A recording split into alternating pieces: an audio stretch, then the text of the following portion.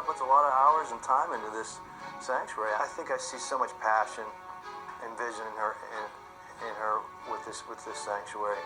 I can always see it going forward and getting larger and better.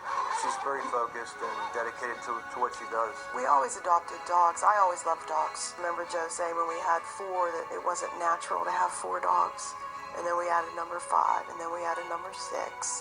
And then we decided to do just old dogs. We became Gray Paws officially on January 1st of 2014. A long time ago when I was in my 20s, and I went into a Humane Society, and there was an old German Shepherd, looked so sad, and he was leaning against the cage, and it had, makes me cry, owner died on it. And I was with some people that said, oh, you don't want that old dog.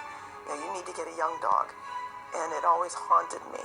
Just love the old dogs. I don't understand how people can have a dog for 10 or 11 years and just give them up. And there's so many. I mean, you watch social media, it's so heartbreaking, the number of dogs that are just given up by their families. Well, I think it's an incredible amount of commitment, and it's also the patience and passion she has for the animals. And even when she comes home after a rough day, she still has that big smile on her face when the dogs come up to her at the door. I always think they have a good end here, you know, with love, and we have a vet that comes to the house, and that's usually the hardest, the most troubling days is when we make the decision that one of them has to go because they are getting to the point where they're going to start feeling pain. We do a lot of, you know, pain management and stuff.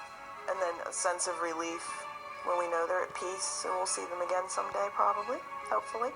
People will hopefully get a sense of how many old dogs are out there in the shelters and need saved, and that people will make an effort to adopt old dogs.